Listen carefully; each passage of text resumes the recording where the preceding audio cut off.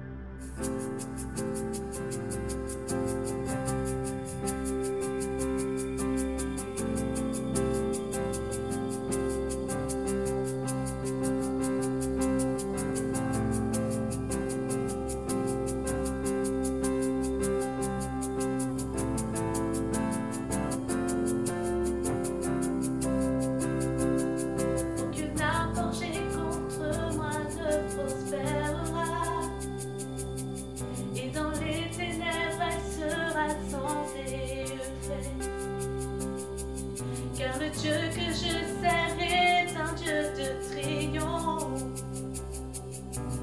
Mon Dieu est victorieux. Mon Dieu est victorieux. Oui, je verrai ma victoire. Oui, je verrai ma victoire.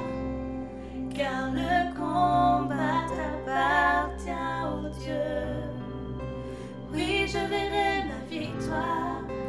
Oui, je verrai ma victoire. Car le combat appartient au Dieu.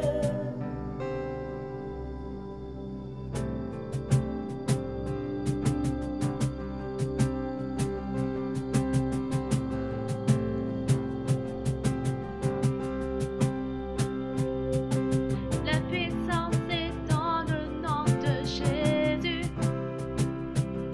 Chaque guerre qu'il mène, il la gagnera.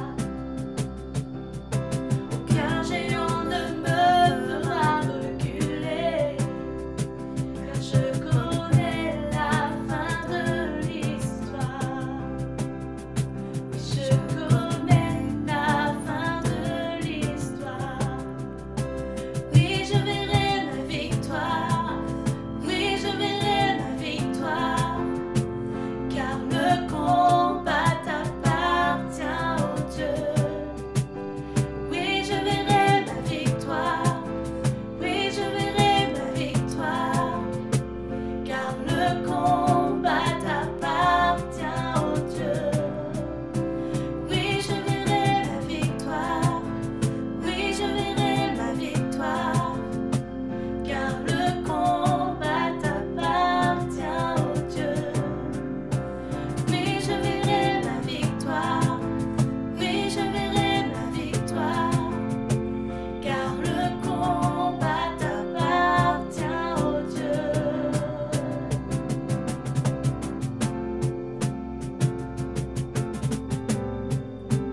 Appartient au Dieu.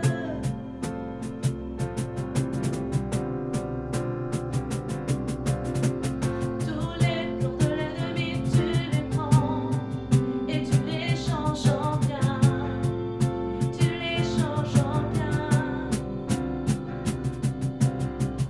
Tous les plans de l'ennemi, tu les prends et tu les changes en bien. Tu les changes en bien.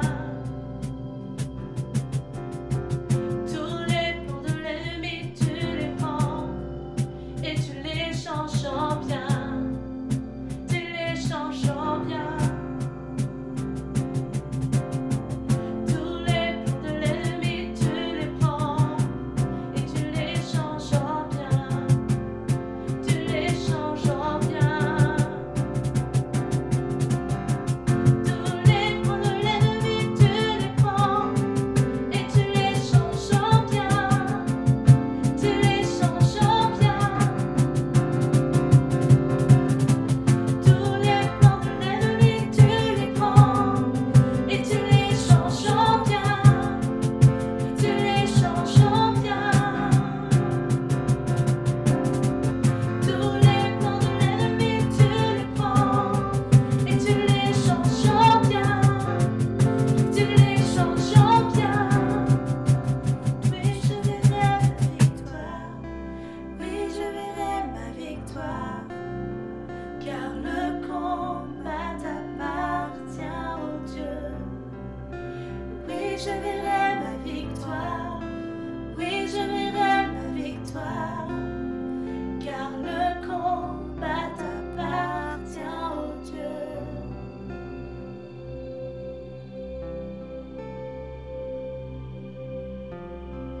Je verrai ma victoire. Jésus, tu es tout puissant. Oh, je verrai ma victoire. Oh, tu es tout puissant.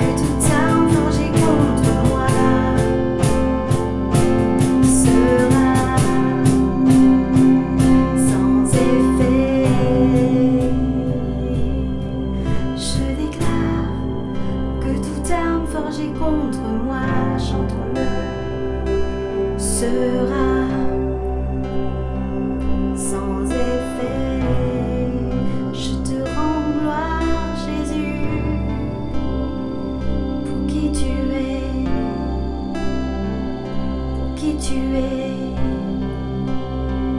pour qui tu es ma victoire.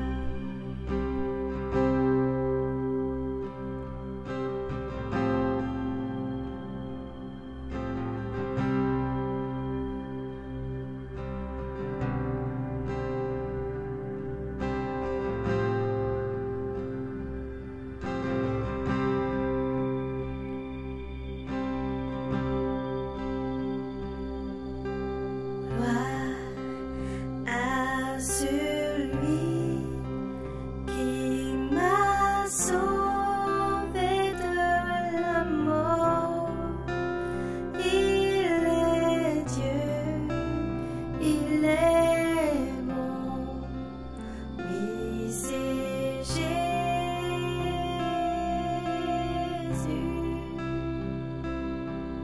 Oh gloire à celui qui m'a sauvé de la mort, il est Dieu, il est bon, oui c'est Jésus.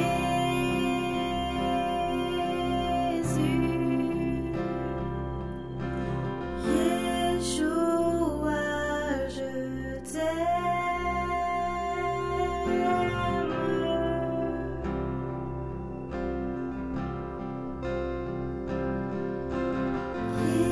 Yeshua, je t'aime.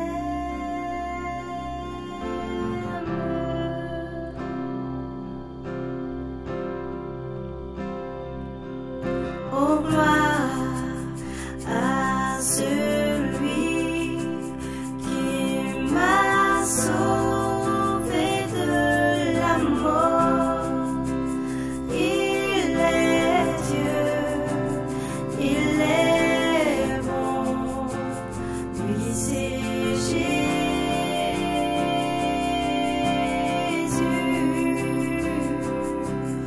Oh gloire à celui qui m'a sauvé de la mort, il est Dieu, il est bon, oui c'est Jésus.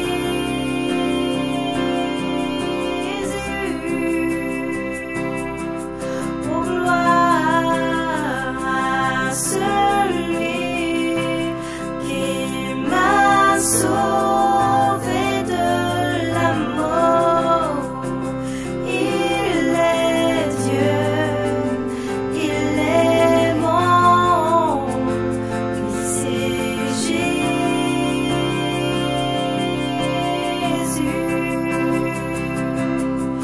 Oh Yeshua, je t'aime.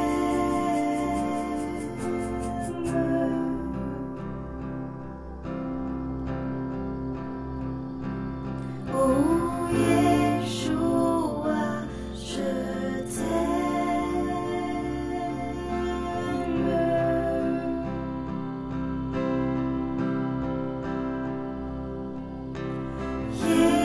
Yeshua, je t'aime.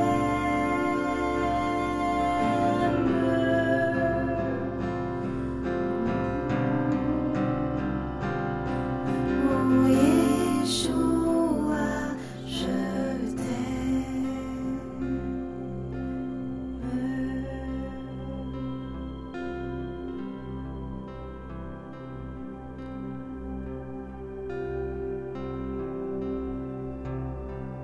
je t'aime.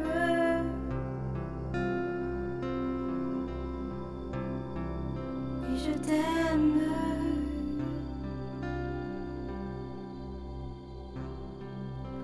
Gloire soit rendue à toi.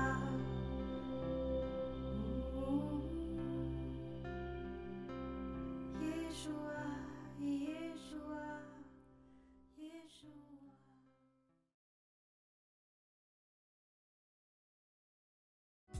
Merci à nos leaders de louange pour ce merveilleux temps passé dans la présence de Dieu. J'espère que vous avez vraiment été bénis et que vous avez pu l'adorer de tout votre cœur. Mais maintenant, place aux annonces.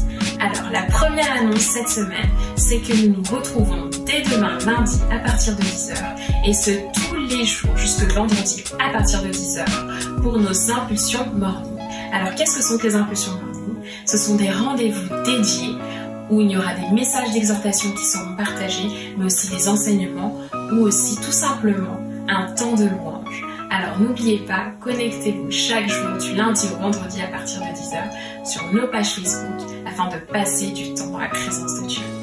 Notre deuxième rendez-vous cette semaine, c'est le rendez-vous de chambre haute qui aura lieu vendredi à partir de 20h, pareil sur notre page Facebook de l'Église Impulsion. Alors qu'est-ce que la chambre haute? La chambre haute, c'est tout simplement un temps d'exhortation, un temps d'enseignement, un temps de louange, mais aussi un temps de prière en direct, un vendredi sur deux, à partir de 20h sur notre page Facebook. Alors n'hésitez pas, notez-le bien dans vos agendas et rendez-vous ce vendredi.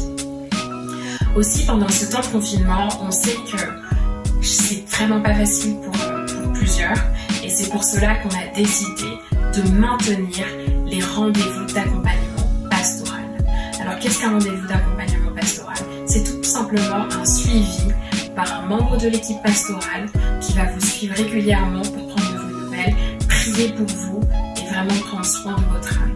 Alors si vous avez besoin d'un accompagnement pastoral, n'hésitez pas à vous connecter sur le site de l'église www.égliseimpulsion.com, à récupérer le numéro du secrétariat et ensuite prendre rendez-vous pour un rendez-vous pastoral.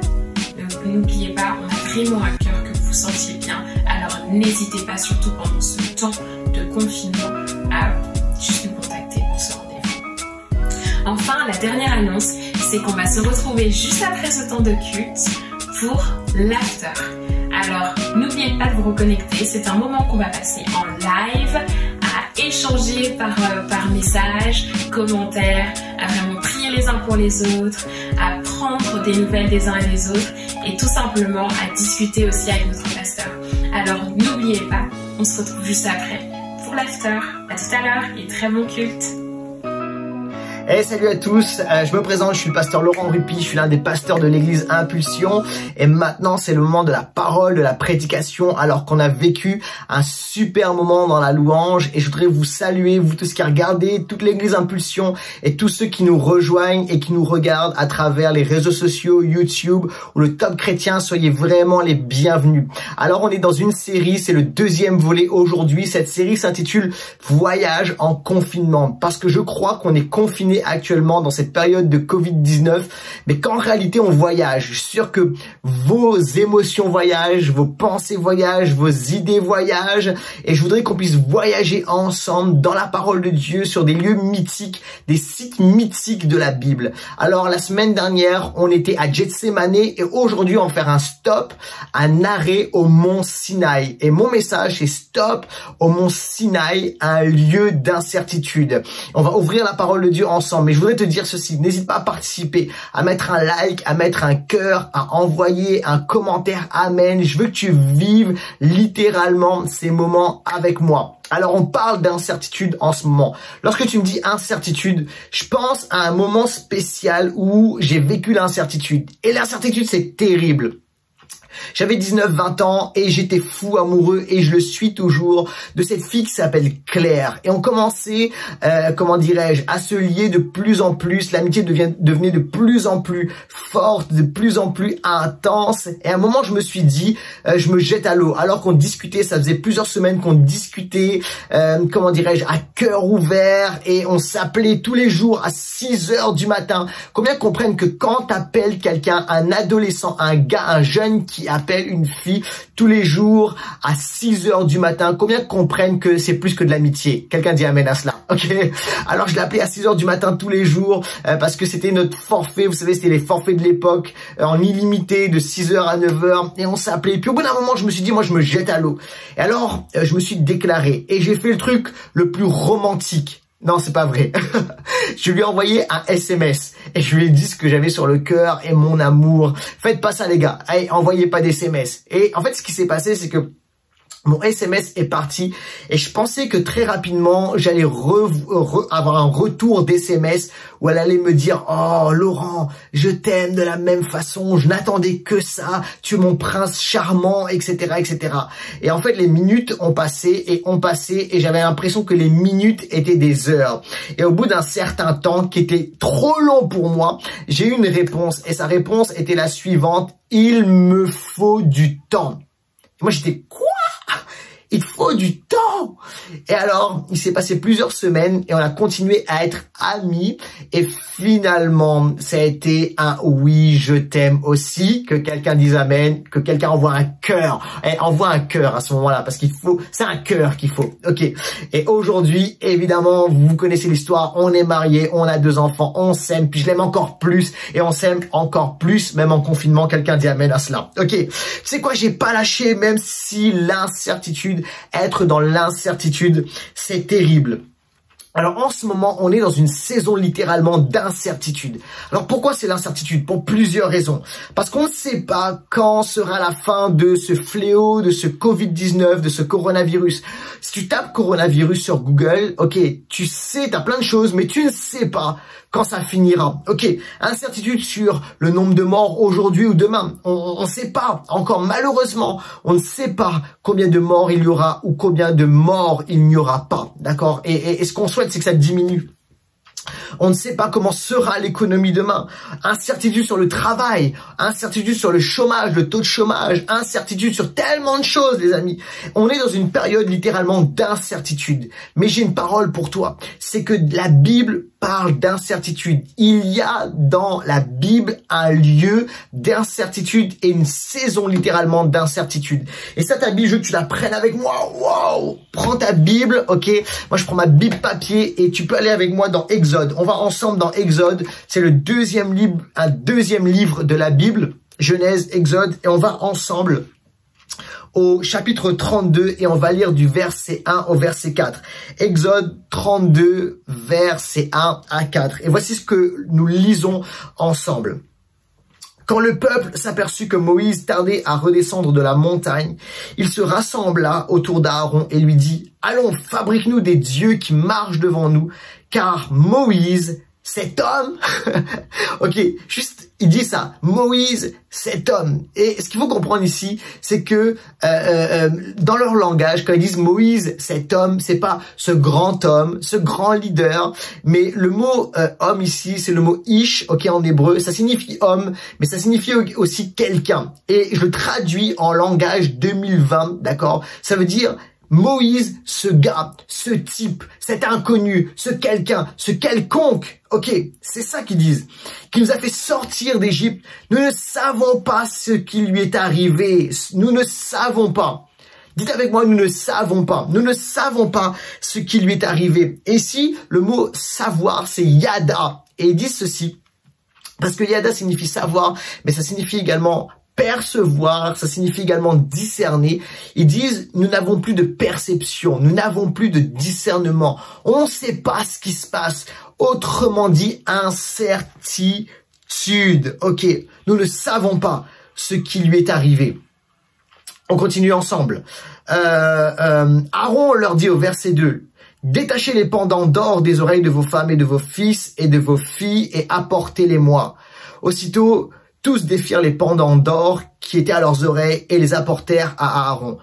Celui-ci les reçut de leurs mains, façonna de l'or au burin et en coula la statue d'un veau.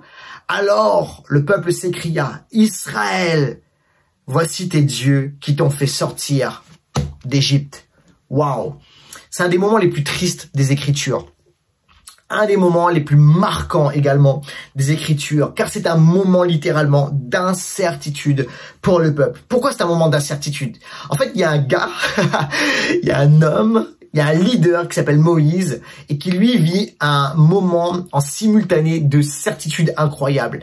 Il est sur la montagne du mont Sinaï, il est avec Dieu face à face, il parle avec Dieu comme un ami et pour lui c'est juste waouh, ok, certitude, je sais qui est Dieu, c'est Yahweh, il se révèle à lui d'une manière extraordinaire, ok.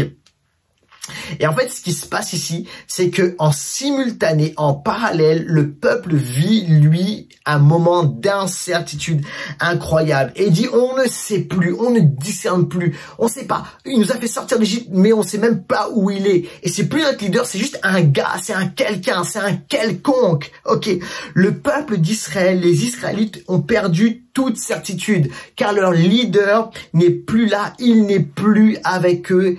Et ils sont littéralement perdus. Et les incertitudes intérieures remontent. Et en fait, ils en arrivent même à regretter l'Égypte. C'est étrange. Vous savez pourquoi? Parce qu'en Égypte, ils avaient des certitudes. Il y avait des structures, ils avaient des routines, ils avaient un but, c'était de construire les infrastructures, comment dirais-je, de la nation égyptienne. Et à ce moment-là, ils sont là, au milieu, en bas du mont Sinaï, et ils savent même plus quoi faire. C'est l'incertitude. Où est-ce qu'on va? On n'en sait rien. Qui est notre leader? On n'en sait rien. À quoi ressemble notre Dieu? On n'en sait rien. Et ils en appellent à Aaron, fabrique-nous un Dieu. On a besoin de certitude. On a besoin de voir. On a besoin de toucher. On a besoin littéralement de certitude. Et ils regrettent l'Égypte à cause, comment dirais-je, des habitudes et des certitudes qu'ils avaient. Et ce qui se passe ici, le veau d'or, c'est quoi? Écoutez bien ceci. Le veau d'or est un péché d'incertitude. Wow! Est-ce que vous êtes là? Dites avec moi, péché d'incertitude. Le veau d'or est un péché d'incertitude. Écoute-moi bien. La nouveauté, et parce qu'ils étaient dans la nouveauté, fait peur. La nouveauté fait peur, pourquoi? Parce que la nouveauté, c'est l'incertitude. On ne sait pas ce qui va se passer. C'est une perte de repères. Et actuellement, on est dans un temps nouveau. On n'a jamais vécu ce qu'on vit actuellement. Moi, j'ai jamais vécu ça. Mes parents l'ont jamais vécu. Ok? Et on est dans une saison juste nouvelle. On ne sait pas comment les choses vont se passer. Et c'est une perte de repères. Et vous savez quoi? Ça fait peur. Ça génère du stress. Et c'est normal.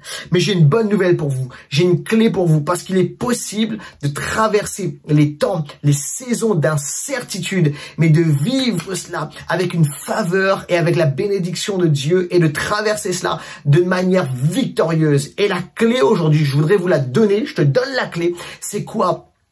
C'est de voir différemment, c'est d'adopter une perspective, une vision différente. Et je te donne aujourd'hui deux perspectives, deux visions, deux révélations pour traverser, comment dirais-je, les vallées d'incertitude, de traverser les déserts d'incertitude. Écoute-moi bien, la première clé que je voudrais te donner, est-ce que tu es bien avec moi? Je voudrais que tu me suives dans ce message, que tu sois dans ton salon, que tu sois dans ta cuisine, que tu sois dans ta chambre, ou peu importe où tu es, écoute-moi bien, je veux que tu me suives. Je te donne deux révélations, je te donne deux, aujourd'hui, perspectives. Comment? Est-ce que tu es avec moi? La première révélation, c'est transition. Et la deuxième révélation, c'est test. Transition et test. Test et transition. Transition et test. On y va ensemble pour la première révélation. La première révélation, c'est transition. Les saisons d'incertitude sont des temps de transition. Alors, les transitions, c'est quoi? Les moments de transition et d'incertitude, c'est quoi? Ça nous amène, c'est une transition vers quelque chose de nouveau, vers une nouvelle norme. En fait, ce que ne savait pas ici le peuple juif, le peuple d'Israël, le peuple hébreu, c'est que Dieu était en train de donner à Moïse une nouvelle norme. Pendant des années et des années et des années, le peuple juif, le peuple hébreu a vécu sous la culture égyptienne. Et le peuple était vraiment imprégné de cette culture égyptienne qui était l'opposé de la culture du royaume, de la culture de Dieu. Alors Dieu donne la loi, il donne, comment dirais-je, une nouvelle structure, une nouvelle culture, comment dirais-je, un nouveau cadre au peuple. Et en fait, Dieu est en train de donner une nouvelle norme à ce moment-là. Et en fait, c'est une transition qui prend place. Je vais vous dire quelque chose. Je le crois, les amis. C'est qu'après ce coronavirus, parce qu'il y aura un après, je le dis, ce n'est pas un point final, c'est une virgule. Après ce coronavirus, je crois et qu'il y aura une nouvelle norme, qu'il y aura un temps nouveau, qu'il y aura quelque chose de nouveau. Et je crois que pour l'Église, ce sera un temps de réveil, un temps de percée, un temps de développement, un temps de croissance. Dis amen, envoie un like, envoie un cœur si tu le reçois. Je crois qu'il y aura de nouveaux paradigmes. Je crois qu'il y aura de nouvelles considération. Je crois qu'il y aura une plus grande dimension d'humilité. Je crois qu'il y aura un retour à Dieu. Je crois qu'il y aura un retour à l'essentiel, aux fondations. C'est ma prière et c'est ma croyance et c'est ce que je prophétise alors que je prêche maintenant. Comment? Et je crois qu'il va y avoir de nouvelles normes. Il y aura un avant et un après Covid-19. Écoutez bien ceci. On est en train de transiter vers quelque chose de nouveau. Quelqu'un dit amen à cela. Et pour l'église, et pour la culture, et pour ce monde. Mais le truc, c'est quoi? C'est que une transition amène un chaos, ok? Une transition amène un changement. Et ce changement, parfois, c'est le chaos. Vous savez quoi? Il existe deux types de chaos. Il y a le chaos démoniaque et il y a le chaos divin. Le chaos démoniaque, le chaos démoniaque, c'est un chaos de destruction. L'ennemi a amené le chaos. Pourquoi? Pour détruire, pour renverser, pour piétiner. Ok, et ça, il aime le faire. Mais Dieu, parfois, amène une forme de chaos, mais c'est un chaos pour reconstruire. Wow, est-ce que vous êtes là? C'est un chaos pour rebâtir quelque chose de nouveau. Et je crois que, alors qu'il y a une transition, on passe par une phase de changement. Peut-être c'est comme si on perd nos repères et c'est comme un chaos autour de nous, d'accord? Mais écoute-moi bien, Dieu amène un chaos pour reconstruire. Même si nos repères s'envolent, même si nos habitudes ne sont plus les mêmes, et je sais de quoi je parle, je l'ai vécu, je le vis, ok? Mais Dieu amène ceci. Pourquoi? Pour construire quelque chose de nouveau. Alors la question, c'est comment on fait? Comment on fait dans ces temps de transition, d'incertitude? Comment on fait? Comment on traverse ça? Ce qu'il faut que tu fasses, c'est tu dois suivre le leader. Tu dois suivre celui qui nous drive, celui qui nous lead. Et je voudrais lire avec toi un psaume. C'est le psaume 11, versets 3 et 4. Voici ce que déclare la parole de Dieu. Quand les fondements sont renversés. Quelqu'un dit les fondements sont renversés. Quand les fondements sont renversés. Quand c'est l'incertitude, ok, quand il n'y a plus de repères, c'est ce que dit ici la parole. Que fera le juste? Est-ce qu'il y a des justes qui regardent? Il y a des justes qui regardent parce qu'on a été justifiés par Jésus. Le juste, que ferait-il? La réponse, l'Éternel est dans son saint temple. L'Éternel a son trône dans les cieux. Ses yeux regardent, ses paupières sondent les fils de l'homme. Oh, ça c'est une parole. Ça, les amis, c'est une parole extraordinaire. Je sais pas comment tu reçois cette parole alors que tu regardes cette vidéo, mais c'est une parole puissante. Que fera le juste? L'Éternel est dans son saint temple. Ses yeux sont regarde, ses paupières sont les fils de l'homme. J'aime ceci. Écoute-moi bien. Même si tout est ébranlé, les regards de Dieu sont sur toi. Les regards de Dieu sont sur toi. Dieu te regarde et ses paupières sont sur toi. Le regard de Dieu est pour toi. Dieu ne te lâche pas du regard. Dieu ne t'abandonne pas dans cette saison. En fait, ce qui se passe, c'est que Moïse, lui, ses yeux étaient sur Dieu. Ok, il était en haut du mont Sinaï, mais en bas du mont Sinaï, ce qui se passe, c'est que les yeux étaient sur quoi? Sur eux-mêmes, leur situation, l'incertitude, etc., etc. Alors, ça a créé de la peur. Mais j'aimerais vous dire ceci, c'est que notre époque est mieux que l'époque de Moïse. Savez-vous pourquoi? Parce qu'à l'époque, seul Moïse pouvait monter sur la montagne et voir Dieu. Mais à notre époque, écoute bien ceci. Il y a un point là-dedans, c'est que Dieu est descendu de la montagne, Dieu est descendu du ciel en Jésus-Christ, littéralement, et il est venu jusqu'à nous. Ça fait qu'aujourd'hui, quiconque a accès à Jésus, quiconque a accès à la connexion avec Dieu, à la relation avec Dieu, et quiconque peut être comme Moïse et passer de l'incertitude à la certitude, non pas avec les circonstances, non pas à cause de tout ce qui se passe autour de nous, mais à cause de Dieu lui-même. Je vois ses yeux sont posés sur moi, je vois son regard, c'est un regard d'amour, un regard qui est favorable, sa main est posée sur moi, Dieu parle sur ma vie et les circonstances sont peut-être défavorables, il y a de l'incertitude, je sais pas ce qui va se passer demain, mais je sais,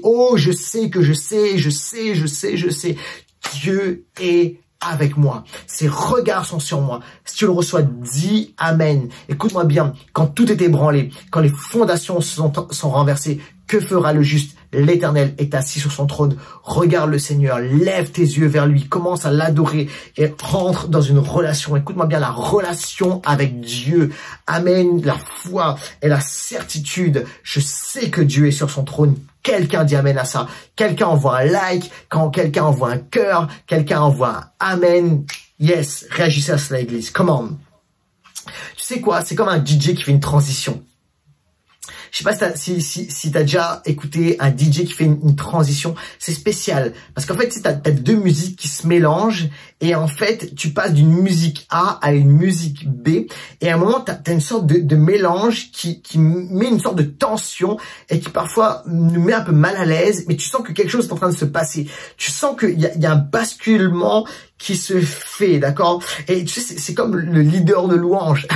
Tu sais, c'est comme dans la louange, il y a des moments où le leader de louange passe d'un chant à un autre sans stopper. Et il fait une transition, d'accord? Et il passe comme ça. Et parfois, ce qui se passe, c'est qu'il y a une sorte de tension. Et en fait, tu dis, wow, il y a un truc qui se passe. On sait pas quoi, mais quelque chose se passe. Jusqu'à ce qu'on arrive au prochain chant. Et là, la tension redescend. Et enfin, on a vécu la transition et le basculement. Et tout va bien. Et tu sais ce qu'il faut faire? Pour les musiciens et pour ceux qui sont là dans la salle, écoute-moi bien. Dans cette situation, n'écoute pas forcément la musique. Ce que tu dois faire, c'est que tu dois regarder soit au directeur musical, soit au DJ, soit au leader de louange, parce que c'est lui qui mène la danse. Écoute-moi bien, dans cette situation, plutôt qu'il conduit la musique, dans cette situation, alors qu'on est dans une saison de transition, ne regarde pas aux circonstances. Alors, moi, je reste informé. Oui, je regarde les infos. Oui, j'écoute ce qui se passe. Oui, j'écoute les news. Mais écoute-moi bien. Mes yeux, au-delà de cela, sont fixés sur le prophétique. Mes yeux sont sur le Dieu de certitude. C'est lui qui mène la danse. C'est lui qui est le roi. Dieu n'a pas envoyé le coronavirus, mais Dieu a autorité. Il est sur son trône et il va changer le mal en bien. Donc, dans cette situation, que nos yeux soient fixés sur celui qui mène, sur le leader, et c'est Dieu, c'est Jésus. Quelqu'un dit amen à cela et le reçoit. Écoute-moi, Dieu a tourné la dépression en transition. Il y a 20 ans de cela, mon père est passé par une dépression spirituelle. Il était littéralement attaqué spirituellement et ça l'a conduit dans une forme de dépression. Et alors qu'il était dans cette situation où il était littéralement à terre et à ce moment-là, il connaissait pas Dieu. Mais j'ai vu mon père qui était, certes mon père est pas très grand, c'est un rupie, ok, mais mon père a toujours été quelqu'un de costaud, un combattant. C'est un guerrier mon père, ok, je l'ai toujours vu comme ça. Mais dans cette saison de sa vie, j'ai vu mon père être diminué. J'ai vu mon père juste parler très peu, être diminué et faible. Et c'est une saison où l'ennemi a voulu le mettre KO, où l'ennemi a voulu l'amener dans la dépression. Mais écoute-moi bien, dans cette saison, Dieu a tourné la dépression en transition. Parce que le cœur de mon père s'est ouvert à Dieu. Et c'est à partir de là que mon père a dit, j'ai besoin de Dieu, j'ai besoin de Jésus. Et alors que son cœur était totalement fermé au Seigneur et à l'évangile, il a appelé son frère, pasteur à l'île de la Réunion. Il lui a dit, donne-moi l'adresse d'une église. J'ai besoin d'être connecté à une église. Plus que ça, j'ai besoin d'être connecté à Jésus. Quelque temps après, il a donné son cœur au Seigneur, donné son cœur à Jésus. Il a reçu un appel de Dieu et c'est devenu un enfant de Dieu, un serviteur de Dieu, un passionné de Dieu. Écoute-moi bien, Dieu a changé sa dépression en transition. Il a changé le chaos en cri de joie. Il a changé les larmes en louange. Il a changé la souffrance en salut. Et Dieu le fait également pour toi. Envoie un like, envoie un cœur, envoie un amen, que quelqu'un, là où il est, applaudisse et reçoive cette parole maintenant dans le nom de Jésus. Waouh! Waouh! Alors là, écoute-moi bien. La première révélation, c'est transition. Maintenant, je te donne la deuxième révélation. La deuxième révélation, la deuxième perspective, alors tu traverses l'incertitude, c'est test. Dans les saisons d'incertitude, il y a des tests. Les saisons d'incertitude sont des temps de test pour l'émergence des héros. C'est un moment littéralement où les héros vont se révéler, où les héros vont émerger, où les héros vont sortir. Écoute-moi bien, dans cette saison d'incertitude, alors qu'il y a l'incertitude et Moïse est absent. Moïse est pas là, il est sur la montagne avec Dieu et le peuple est là dans l'incertitude. Le peuple à ce moment-là cherchait quoi? Le peuple cherchait un leader. Le peuple criait et soupirait et demandait après un leader. Le peuple avait besoin que quelqu'un avec cette dimension, cette cuirasse de héros puisse se lever et dire let's go, on y va, et rassurer. Et malheureusement, Aaron n'a pas saisi le moment. Mais écoute-moi bien, je crois qu'il y a des personnes aujourd'hui avec l'Esprit de Dieu qui se lèvent et qui saisissent le moment. Vous savez quoi, dans ces moments de confinement, dans ces moments-là difficiles, moi je vois des héros se lever. Dans ces temps, je vois des héros qui se lèvent. Je vois l'émergence de nouveaux héros. Et comme à l'époque biblique, vous savez, il y a un moment particulier où Néhémie s'est levé, où le héros Néhémie s'est levé. Alors que Néhémie était endormi, j'ai vu Néhémie se lever d'une manière juste incroyable et extraordinaire. Dans la Bible, il est écrit ceci, que Néhémie, de nuit, alla examiner la muraille. Et la nuit représente ici, c'est un symbole de l'incertitude, ok. Mais dans l'incertitude, Néhémie se lève, il vérifie les murailles de Jérusalem. Alors que le peuple d'Israël est dans un moment d'incertitude et que Goliath les menace et qu'il y a de la peur et qu'il y a de la crainte et que c'est la crise, un héros caché va se lever. Son nom c'est David et il va se lever avec vaillance et avec courage et il va défier et renverser comment dirais-je, le géant Goliath. Écoute-moi bien, Dieu veut réveiller le héros qui est en toi. Et je te recommande ceci et je t'encourage et je te prêche et je veux, comment dirais-je, allumer quelque chose en toi. Vis une vie à la hauteur du héros qui est en toi. Vis une vie à la hauteur du héros qui est comme toi. Il y a un héros qui sommeille en toi. Il y a un vaillant guerrier, une vaillante guerrière qui sommeille en toi. Et c'est le moment de vivre la vie rêver à l'intérieur. Et les gens vous dites, hey, je vis pas la vie là que je rêve de vivre. Et dans ces moments-là, c'est ces moments de confinement, c'est un moment d'arrêt. C'est un moment aussi de questionnement. Mais c'est un moment où tu peux te lever et tu peux dire, hey, je prends la décision de vivre une autre vie. Maintenant, écoute-moi. Un héros doit se lever avec des forces. Et je voudrais te donner en rafale les forces du héros. Et les forces que tu dois adopter, non pas par toi-même, mais alors que le Saint-Esprit te remplit. Commence à dire, hey Saint-Esprit, remplis-moi, inonde-moi, sature-moi. Et alors que tu le fais, le Saint-Esprit te donne des forces. Et voici les forces que le héros doit avoir dans cette saison d'incertitude, alors que tu te lèves. L'opportunité. Tu dois saisir les opportunités. Tu dois voir les opportunités et non pas les obstacles. Vous savez quoi, comment dirais-je, il y a des gens qui sont capables de voir les obstacles et tout le monde est capable de voir les obstacles et qui s'arrêtent aux obstacles. Le héros est celui qui transforme les obstacles en opportunités. Écoute-moi bien, Dieu veut te donner cette capacité de voir non pas les obstacles, au-delà des obstacles, de voir les opportunités dans l'incertitude. Dieu veut te donner de la créativité. Dans ces moments d'incertitude, je crois que Dieu veut te donner d'être innovant. Il veut te donner un esprit créatif. Il veut te donner de faire des choses qui n'ont jamais été faites peut-être. Et Dieu veut libérer en toi la créativité. Dieu veut donner également autre force. Il veut te donner de la combativité. Écoute-moi, dans cette saison, il est tellement important d'être combatif, d'avoir, comment dirais-je, cette mentalité de dire je ne lâche pas, je persévère. Peu importe ce qui prend place, je ne lâcherai pas. Et d'être combatif dans cette saison. Dieu cherche des guerriers. Dieu cherche des guerrières. Et dit Saint-Esprit, remplis-moi et remplis-moi de cette force et de cette capacité de me lever, peu importe les circonstances et les situations. J'espère que tu le reçois. Dieu veut des gens qui parlent une parole de foi.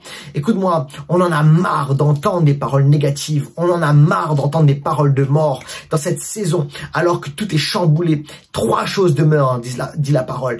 La foi, l'espérance et l'amour. Et on a besoin de leaders. Oui, on voit la réalité. Oui, on ne nie pas ce qui se passe autour de nous. Oui, on sait que c'est terrible et il y a de la mort, et il y a de la maladie et les statistiques sont graves. Mais écoute-moi bien, peu importe les circonstances, 3 choses demeurent. La foi, l'espérance et l'amour. On ne nie pas la réalité. On connaît la réalité. Mais comment dirais-je, on va envelopper la réalité avec de l'espérance. On va envelopper la réalité avec de la foi. Et on va libérer un message qui est positif, un message qui relève. Parce que j'ai une bonne nouvelle. J'ai lu ce livre jusqu'au bout. J'ai lu la Bible jusqu'au bout. Et à la fin, on gagne. À la fin, on remporte la victoire. À la fin, l'ennemi est renversé. Jésus est sur son trône et il établit son règne. Que quelqu'un dise Amen, envoie un like ou un cœur alors que je prêche avec foi maintenant. Et autre force, l'humilité. Alors qu'on est dans une saison spéciale, il faut admettre qu'on ne sait pas tout.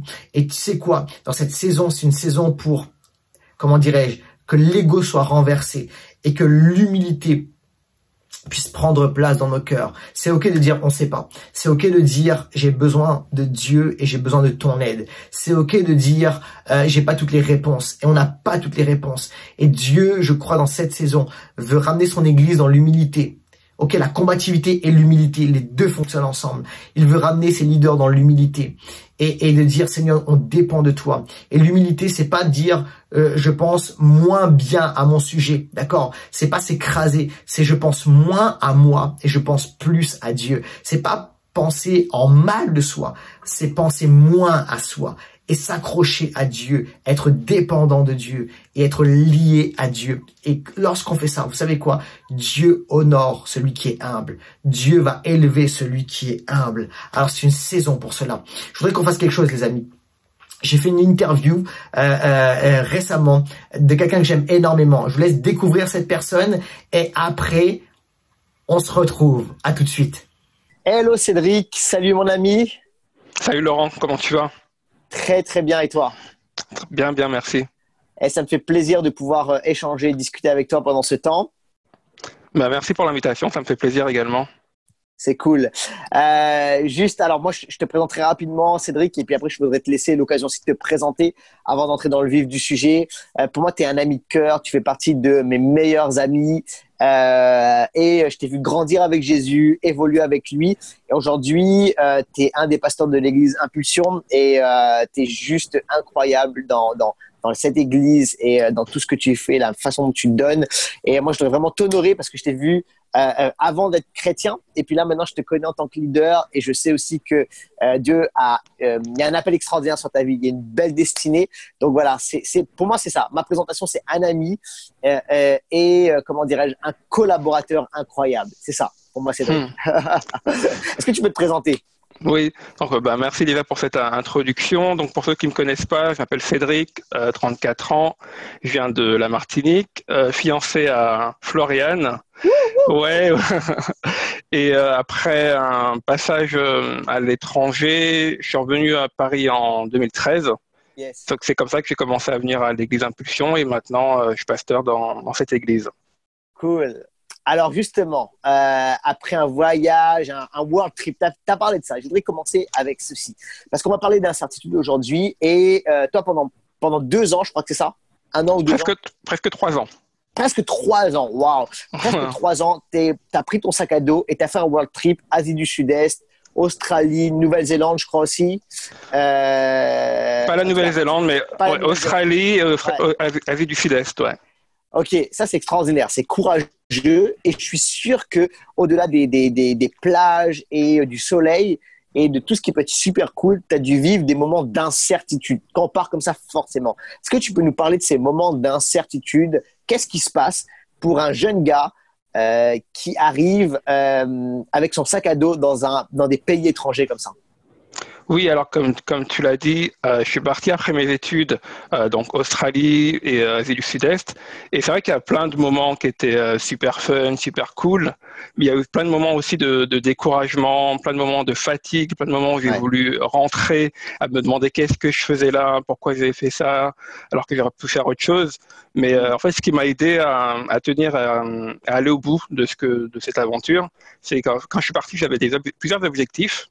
Et c'est ça qui m'a permis de continuer. En fait, j'avais l'objectif d'apprendre l'anglais, de rencontrer des gens et de passer vraiment, d'aller au bout de mon visa. En fait, j'avais un visa qui me permettait de rester 1 an en Australie et de le renouveler. Et j'avais vraiment pour objectif d'aller au bout de ces 2 ans de voyage. Et tous les moments où j'étais découragé, j'avais envie de rentrer, c'est mes objectifs qui m'ont permis et qui m'ont aidé à garder le cap et à continuer en fait. Waouh, ça c'est super bon. Les amis, vous tous qui nous regardez, Église Impulsion, tous ceux qui nous regardent sur Facebook, YouTube, le Top Chrétien, écoutez bien ceci. Dans les moments d'incertitude, ce qui a permis au pasteur Cédric Charlesia de tenir, c'est les objectifs, d'avoir les yeux fixés sur le but. Ok, je crois qu'il y a quelqu'un qui a dit ça dans la Bible qui s'appelle Paul, je crois, qui a dit, voilà, j'ai les yeux fixés en avant. Je cours vers le but. Ça, c'est excellent. Alors, dans les moments d'incertitude, c'est de regarder, de continuer à regarder vers le but, vers les objectifs. Et t'en avais, apprendre l'anglais, rencontrer du monde. Ça, c'est super bon. Très, très bon. Génial. Ok. C'était la question cool, c'est la question fun, ok. On a voyagé avec toi. Maintenant, je voudrais qu'on parle d'une question qui est plus intime. Et je te remercie parce que tu acceptes d'y répondre. Je t'en ai parlé avant et tu m'as dit que c'était ok. Il y a plusieurs années de cela maintenant, quand tu étais enfant, tu as vécu un accident. Et en fait, t'as été littéralement brûlé, quoi. J'imagine que pour un enfant de vivre cela, c'est quelque chose qui change une vie et probablement t'es passé par un temps d'incertitude, en tout cas de questionnement. Est-ce que tu peux nous expliquer ce qui s'est passé dans ta tête, dans ton cœur, alors que tu as traversé cette saison de ta vie? Oui, bien sûr. Comme j'ai dit, je n'ai pas de mal à parler de ce sujet, même si j'en parle pas souvent. C'est vrai que c'était un moment particulier qui a changé ma vie. Et clairement, j'étais en CM1, j'allais avoir 10 ans. Et à la Martinique, où j'habitais à l'époque, on n'avait pas d'électricité à la maison. Donc, on avait un groupe électrogène pour avoir l'électricité. Et c'est un soir où je voulais regarder la télé. Et du coup, mes parents n'étaient pas là. Donc, le cousin à mon père est venu pour amener de l'essence pour faire fonctionner ce groupe électrogène. Et il faisait nuit. Du coup, moi, j'ai pris une bougie pour l'éclairer. Je me suis approché, jusqu'à ce que je m'approche trop près. Là, il y a un retour de flamme énorme et ça a pris feu. Et en fait, quand je raconte cette histoire, c'est que je dis souvent, c'est qu'une seconde avant ce qui se passe, c'est juste inimaginable. Personne ne peut imaginer ce qui va se passer, et pourtant ça change toute la vie. Mais c'est vrai qu'il y a eu des moments très difficiles après l'accident, entre les soins pendant plusieurs années, les opérations et tout ça. Mais je ne sais pas trop pourquoi, je ne sais pas l'expliquer comment. Ça n'a jamais été un moment que je pouvais pas vivre. J'ai jamais eu de difficultés à vivre dans ces moments-là. J'avais des amis, je continuais à aller à l'école. Ça m'a jamais empêché de vivre. En fait, je sais que même je connaissais pas Dieu à cette époque-là, mais avec du recul, je vois que Dieu était là, qui m'a protégé et il m'a donné comme une force qui m'a permis d'appréhender que ce soit le regard des gens ou ce genre de choses. Et j'ai toujours continué à vivre, en fait. Excellent. C'est fort, ça. Ce que tu es en train de dire, c'est que finalement, le désir de vivre, la vie était plus forte que finalement les conséquences de cet accident sur toi. C'est ça, tout à fait. Et je voudrais dire peut-être à tous ceux qui nous regardent actuellement, c'est que, écoutez bien ceci, tant que vous pouvez vivre, tant qu'il y a du mouvement, tant que vous pouvez respirer, les choses sont encore possibles. Dieu peut vous utiliser. Dieu peut faire de grandes choses avec vous. Et écoutez bien ceci, Cédric Charlesia est clairement un exemple, une réalité de ce qui peut prendre place. C'est-à-dire que sa vie est aujourd'hui une vie d'influence parce qu'il a choisi de dire « Ok, let's go, je vis, peu importe les circonstances et les situations. » Waouh, c'est fort. Excellent. Merci Cédric, je vais dire Charlesia. Merci Cédric Charlesia de répondre à cette question et d'être authentique, d'être vulnérable. Moi, j'ai une dernière question, c'est que actuellement, alors on vit là, c'est pour tout le monde, on vit une saison d'incertitude, mais de manière spécifique dans ta situation et pour Floriane, qui est ta fiancée, c'est spécial parce qu'en fait, vous auriez dû vous marier il y a une dizaine de jours en arrière. C'est à peu près ça? C'est ça, ça aurait dû être le 15 avril. Le 15 avril. Et finalement, à cause du confinement, ça n'a pas été possible. Voilà. Comment on vit ça? Voilà. Incertitude, pareil. Comment est-ce que vous vivez ça? C'est quoi votre voyage là, intérieur, émotionnel? Enfin, je parle de toi là. Comment tu vis les choses? Comment tu as vécu les choses?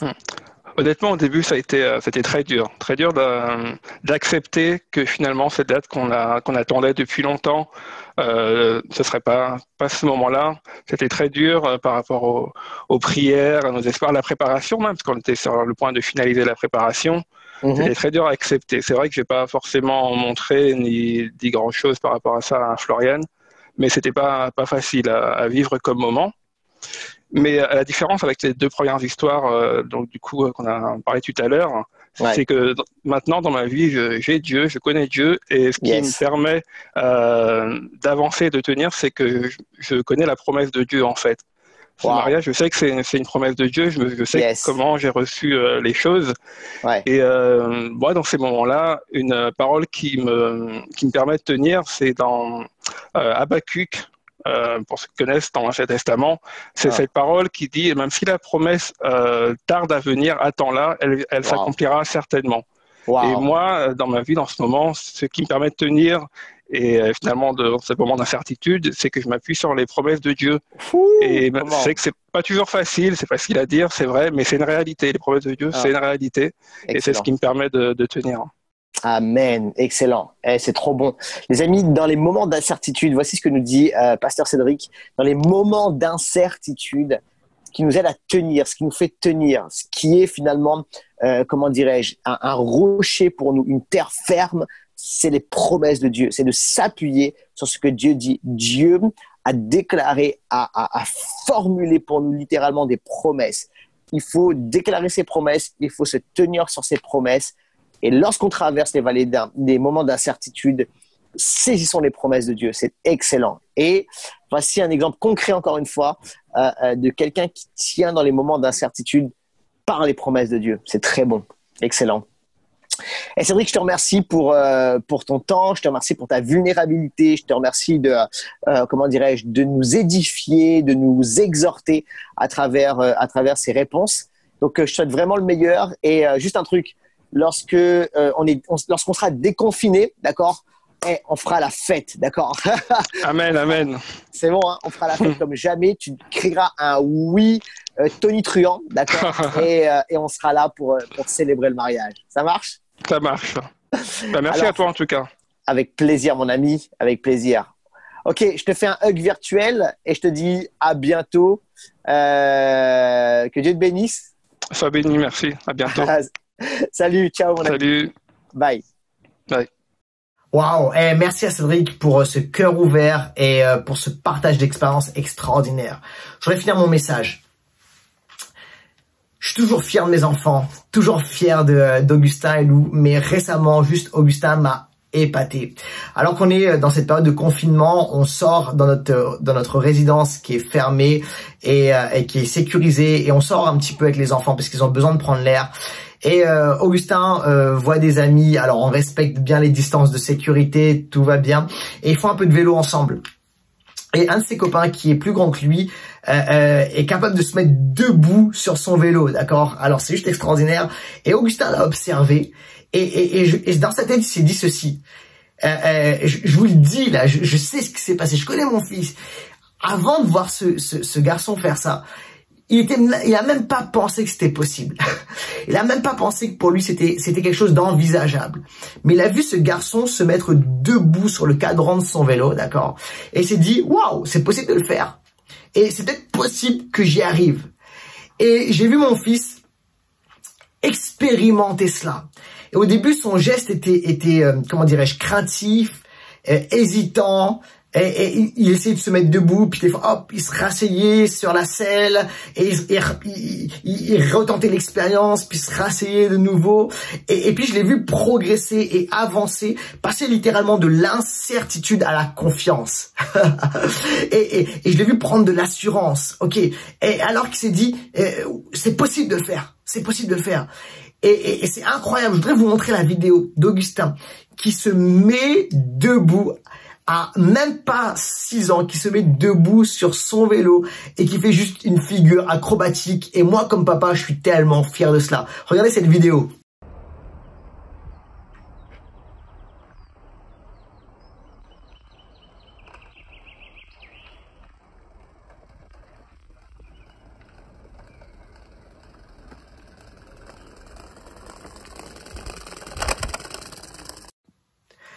Et j'espère que vous étiez comme moi, que vous avez dit Amen, vous avez applaudi. Mais je voudrais vous dire ceci, les amis. Dieu t'amène à faire quelque chose que tu n'as jamais fait. Dans cette saison, alors que c'est une saison d'incertitude, Dieu t'amène à sortir de ta zone de confort.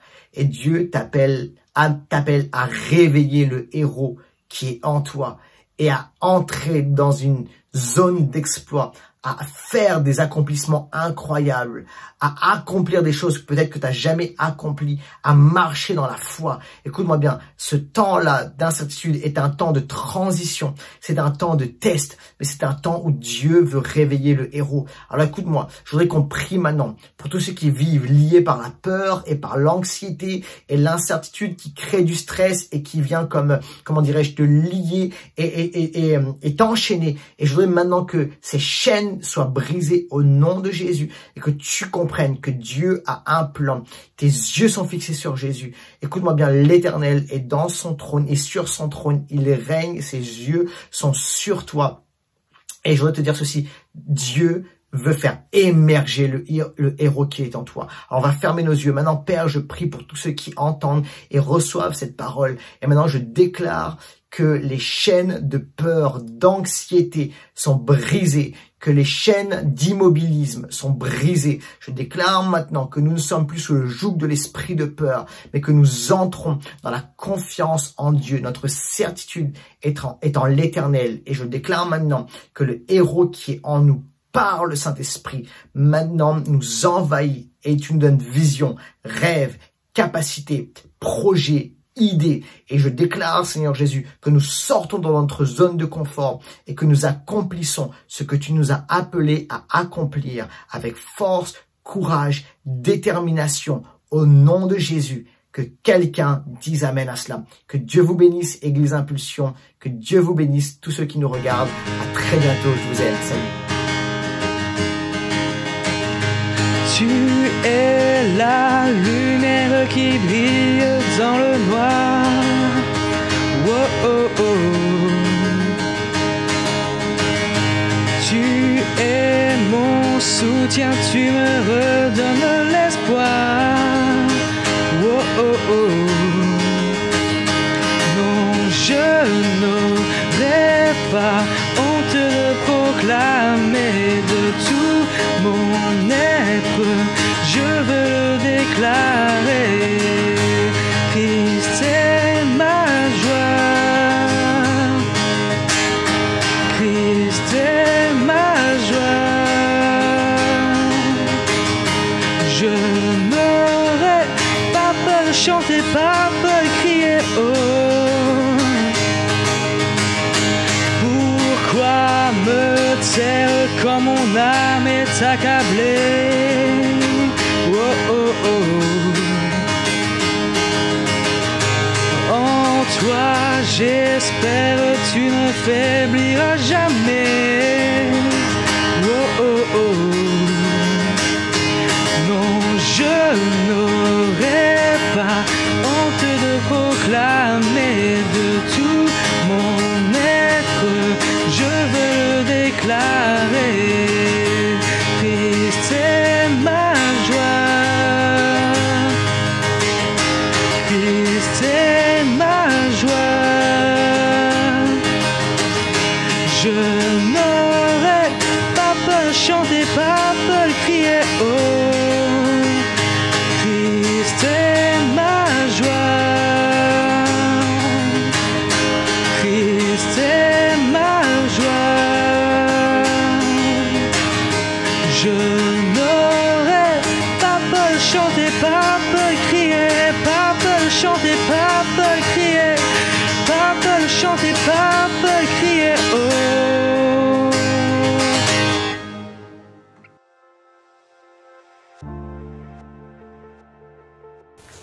Bonjour à tous, on va maintenant prendre la Sainte Seine et j'aimerais vous lire ce que Jésus nous dit en Jean au chapitre 6 et au verset 54.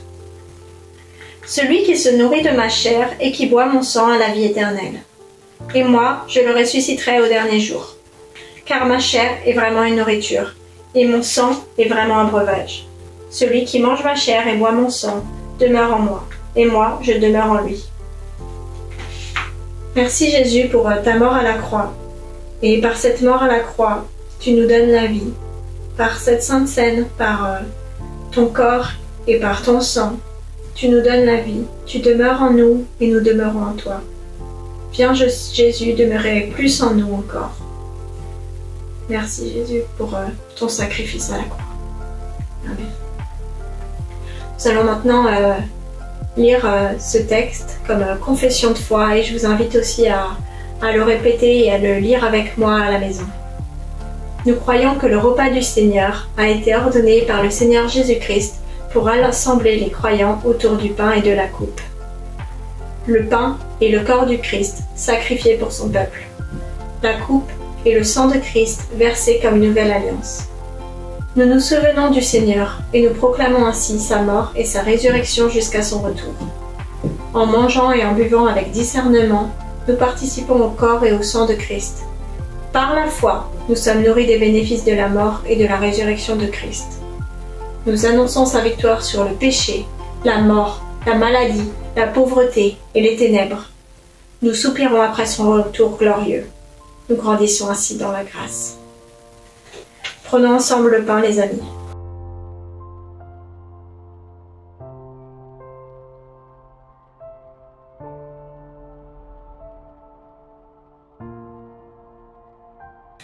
Prenons ensemble le fruit de la vigne.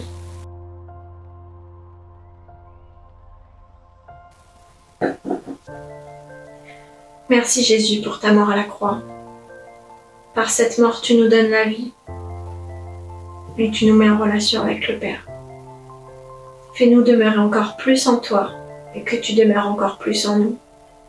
Merci Jésus pour chaque personne dans sa maison, pour chaque foyer. Je te prie de les bénir et que tu viennes encore plus dans leur vie aujourd'hui, Père. Jésus. Merci pour chaque personne qui nous regarde aujourd'hui. Soyez bénis. Amen. Merci à notre pasteur Laurent pour ce temps. C'était vraiment super. J'espère que vous avez vraiment été bénis. Notre culte aujourd'hui touche à sa fin.